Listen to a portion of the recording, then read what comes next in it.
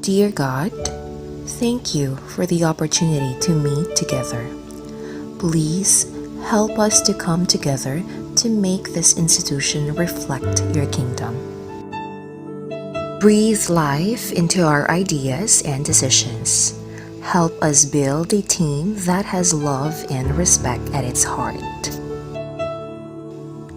Give us the strength to continue working for your kingdom in this time of pandemic. Lord, come give us the inspiration to be the best we can be. May we be a shining example of your goodness and truth within, wherever we are. Inspire our thoughts, discussions, and ideas, and continue to remind us that all that we do here today, all that we accomplish, is for the pursuit of truth for the greater glory of you. We ask these things in your name. Amen.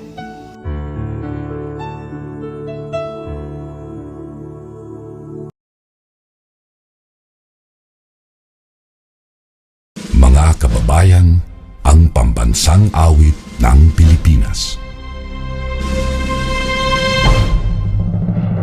Kayang magiliw, kelas ng sinakanan, alam ng puso, sa titik mo'y buhay.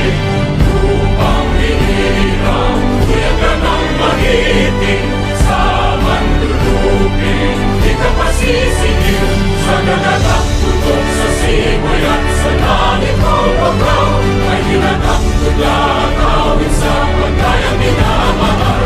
Ang isla ng matawag mo'y tagumpay na nagtitindig, ang bituin at araw niya kailan pamay magtitindig. Luman ang araw ng walhagit pagsinta, buhay langit sa piling mo. Ang hindi kaya ng pagkay mga amin, ang mamatay ng dahil sa'yo.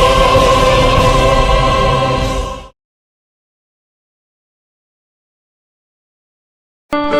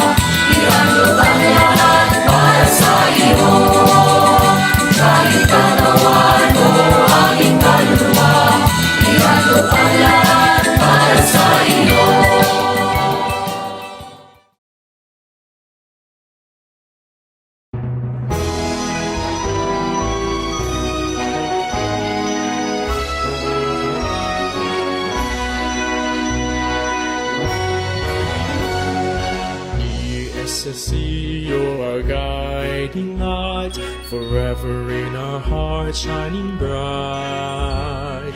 Towards excellence we shall unite, and for our people's progress we shall strive.